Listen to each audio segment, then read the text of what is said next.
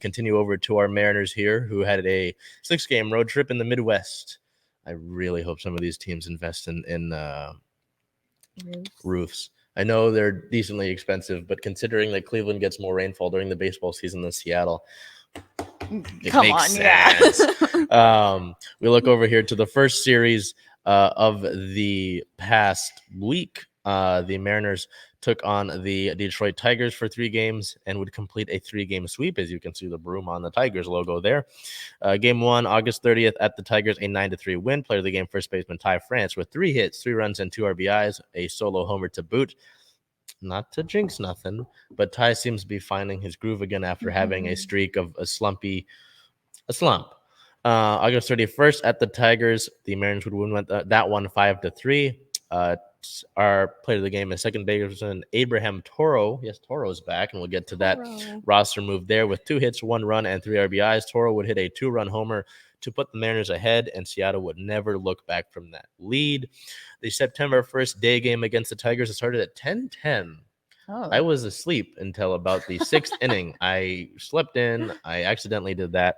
The Mariners didn't care. They would win that game 7-0.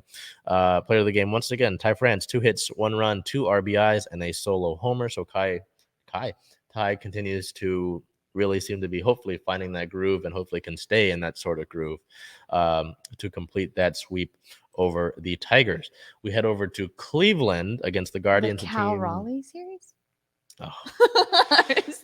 I mean, you're not wrong, and we'll get to why Bell said that. But this is a team that you had just beaten in the 4-game set during the last homestand. Cleveland is holding on to their lead in the AL Central, I think, by only 2 games over the Twins and a few games over the White Sox.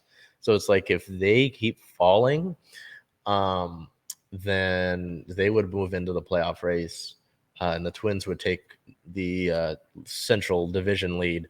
But Cleveland, 2 of their starters during this series got put on IR right before the series started, so we had to face some rookies. You can see the little broom there. It means a sweep. One. Back-to-back brooms is nice. September 2nd at Cleveland was a 6-1 win to open the series. Player of the game, catcher Cal Raleigh, California, 2 hits, 2 runs, 4 RBIs, and his second career multi-homer day. September 3rd at the Guardians, a 4-0 win. Player of the game, once again, California Raleigh. Caleb Raleigh with 1 hit, 1 run, 1 RBI, and a walk. So Cal fills up the stat sheet. And then September 4th at the Guardians, a 6-3 win in 11 innings. This game went 8 hours. Yeah, right? Technically was 8 hours because of the rain delay in Cleveland. There was a decent amount of rain. The teams basically had to play this game through, though, considering the fact that this game impacts both of their playoff races. They could have pushed it back to September 26th, but then the Mariners would play 20 games in 20 days. Oof. Yeah. So they played this one through, and it started. This was a game that started, I believe, at 12:40 our time, and restarted 5:10 our time. Restarted 8:10 Cleveland time. So, and then went into extra innings. Yeah. So I think this game, I could be wrong, but it might have finished after Sunday Night Baseball. That game finished. So it was a long day. Not to ruin the streak, and I'll give Cal his due, but I went with Julio Rodriguez for player of the game. 4 hits, 2 runs, an RBI, and a solo homer earlier in the game. Cal did hit a 2-run jack to really give the Mariners some insurance run after J.P. Crawford's go-ahead, I believe it was a single. I don't know. What do you say about this team? I mean, I know that this is a number, and I don't like necessarily just banking off of odds, but the Mariners sit at a 99.5% chance to make the playoffs. According to Fangraphs, they currently have the number 1 spot in the wild card, which would mean they would host at maximum 3 games here at home. you're playing well. Your offense is finding more of its groove. I know the last homestand I really complained that you're only hitting home runs, which home runs are fun. Don't get me wrong. Ball go far. Everybody, woo. But you got to be able to manufacture more than just the long ball and can't be dependent on that. Yeah. Your pitching continues to be great, which has been your calling card all year. And you're doing so. Your lineup today looks a little different. And we'll look at that later if you follow our coverage. But I don't know. How are we feeling about this team? I mean, we mentioned it, I think, on June 19th. They sat 10 games below 500. In the 66 games following that, I believe it was, 47-19 is the number. So this team has the pitching. They've got really one of the best defenses in baseball. They've got guys that can hit, that can mash. And they seem to be finding more of that groove offensively. I mean, what are we thinking? Well, I've been told that based off of the coming games, it makes sense that we have that 99.5% chance, because I think we play 8 games that are teams above 500. There might be more about, I think it was a few days ago that there are 20 games where you play teams that are not in the playoff spot. Exactly. But also what factors into that is that the teams that are in the wild card race and in the playoff race as a whole, Tampa Bay, Toronto, Baltimore, Boston's kind of a far shot, but all of those teams play each other a lot in this month of September. Like Toronto and Baltimore start playing themselves. Even New York once had like a 15-game lead in their division. Their lead is only 4 games now. Ooh. So the Yankees could drop to fighting for a wild card spot, that would be crazy. Pretty wild. Their slump has been bad since the All-Star game. And ours hasn't. We have not had a slump after the All-Star game. So, yes. But yeah, you're right. There are some factors to that, but I no rest for the weary. I am not confident in things until we see the gigantic, until this little thing down here makes it official instead of asking how you feel about the chances. So no, I mean, it's been a lot of fun. And the next homestand should be fun. You play the White Sox. The Padres come to town, and they've got a really stacked roster. Atlanta World Series champs last year and still have a lot of talent. So that's 8 games you think you play? I think that, I know we're not looking it up next right now, but over the course of those 8 games, if you can at minimum just go 4-4, that's solid. Sure, great. If you go 5-3 or over, you're cooking with gas, man. Yeah. So, it's a lot of fun. We have a lot of fun with our baseball. We will now head over to California Raleigh. He's our player of the week, which, I think Bell would have left the show if I didn't do that. Player of the week. Why did you go with Cal for player of the week? Was it that stretch in Cleveland? It was definitely a stretch in Cleveland. Vicky Mantle just showed up for the whole series against the Guardians. I mean, it was nice to get that other broom there for that second series. And yeah, I mean, I was a little surprised, as I mentioned, that you went with Julio for that September 4th game yesterday, because Cal did send us home and kept it to only 8 hours, because it could have gone longer. Who I knows? Really would have hoped not. Yeah. I think that, his recent continued surge is great. But since, early in the season, he got sent down to Tacoma, he was hitting below 100 for an average, which, if you don't know, is really bad. And since then, I've been critical of Cal. I'm like, okay, the homers are great. He now has the most homers by a catcher in baseball. That was last night. I don't know if that's changed. I think it's like him and Wilson Contreras. Yeah. But he continues to mash. I mean, his slugging, let's go back to this number. His slugging is what does that say? 1.33? That's insane. So his total OPS is 1.522. So Cal continues to be great as a catcher. And he's still relatively young. That's why I said at the beginning of the year, this guy at the catcher position has your most upside. Tom Murphy's fine, sure. He played really solidly at the beginning of the year before season ending. Luis had solid power last year, just hasn't been able to put it together really this year at the big league level. So I was like, Cal is your guy. And at the beginning of the year, I'm like, shoot, this guy is not doing it too well. And then he's been able to put it together lately. So that has been really huge for this team.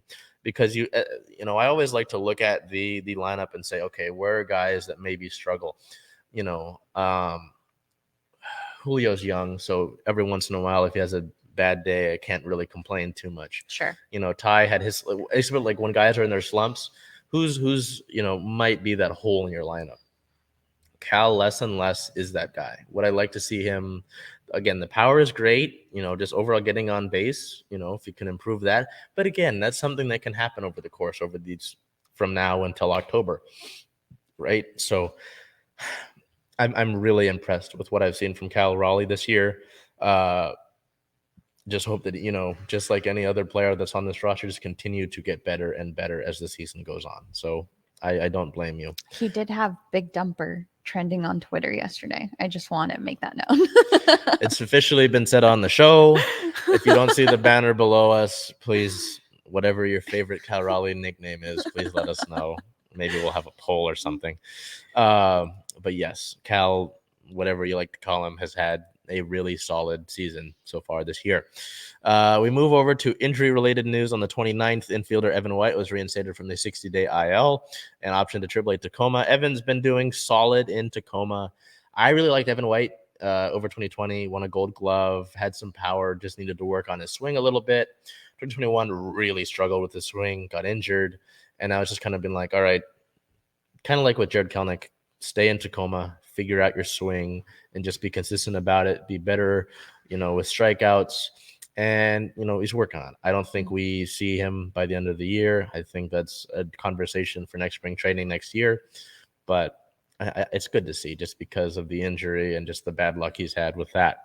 On the 30th, the team placed infielder Dylan Moore on the 10-day injured list, which was retroactive to the 29th of August with a right oblique strain. He's in Seattle now. We don't really have much of an update yet. Try to get you that in the next few days. As a corresponding move, infielder Abraham Toro was recalled from AAA Tacoma.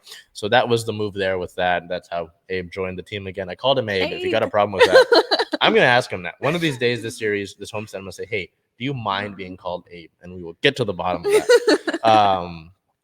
And then on September 1st, left-handed pitcher Matt Boyd, a Seattle native. He went to Eastside Catholic. I'm an O'Day guy, so I have a problem with that.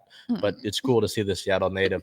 Matt Boyd was reinstated from the 60-day injured list as well. With the September 1st call-ups, you can call up one pitcher and one position player. Outfielder Taylor Trammell was recalled from AAA Tacoma. So we head over to team-related news here as we kind of wade through the injury news and the roster-related moves. On the 3rd of September, George Kirby was named the AL Rookie of the Month for August, posting 4 wins, a 2.15 ERA, 29.1 innings pitched, 34 strikeouts, 3 walks, and a 1.13 whip. So it's really nice to see young George doing well. I know that was something that I was unsure about at the beginning of the year was who's your 5th starter? And at the beginning of the year was Matt Brash. Brash has now transitioned over to the bullpen and is doing well in that role. Kirby was a guy that, again, maybe that's my thing. I get worried if you don't play in AAA. I'm like, you haven't faced the closest level. You skip the level. It's like if you ever skip a grade. Yeah. I'm like, are they not going to have the knowledge that they need to move forward? Are you going to be able to make those adjustments? And George, has done that. Pete Woodworth, the pitching coach for the Mariners, is absolutely brilliant. He's done a really great job with getting the most out of guys like Chris Flexen and Paul Sewald, guys that came from the Mets, guys that, maybe have seen as outcasts. Paul Sewald, Diego Castillo was a solid reliever before then. Matt Boyd is doing well. This pitching staff does a great job. And to have a guy like Kirby who throws a lot of strikes, doesn't walk people often, and is only going to get better, that's exciting to see. And to see guys, to have 2 rookies that have won Rookie of the Month in Julio and now George is kind of cool. It gets you excited about youth movement. So congratulations to Jorge for that. I apologize. I was going to say there's no league-related notes, but there is one little thing. I do apologize if I can find it. Small thing. The Giants and Padres will be playing in Mexico. The San Francisco and San Diego will make history next year when they play a 2-game series on April 29th and 30th of next year in Mexico City at Alfredo Harp Helú Stadium. So that's cool. Kind of cool. Yeah. I think next year 2 teams will be playing in London. So London, Mexico City. Where else are we going? I know that later in this year, some major leaguers are going to South Korea. So the league really is trying to expand itself internationally, which is good to see. Baseball's fun. I know it's slow. I know this and that. It's fun. It's a lot of fun, especially with this team. So we look at the current record and standings. The Mariners, that's wrong. The Mariners sit at a 76-win, 58-loss record. They are second in the AL West. They're 10 games behind Houston. I doubt that'll move anywhere unless Houston goes on a miracle slump, which I would love. They sit at first in the American League wild card, a game ahead of Tampa Bay and 2 games ahead of Toronto. So build that lead. Looking ahead, as I mentioned, so decent homestand, 8 games. The week ahead of us is September 5th through 7th versus the White Sox. Today is a 3:40 start. So this whole game has already started by the time this episode comes out. Yep. September 6th versus Chicago is a 6:40 start, so we get back to normal. And then September 7th, the Wednesday game, is a 1:10 start. September 9th versus 11th versus the Atlanta Braves. The 9th versus Hotlanta is a 6:40 start. The 10th is a 6:10 start. And the 11th is a 1:10 start. That day is actually when a lot of football starts. So decent homestand as we look ahead through this month of September.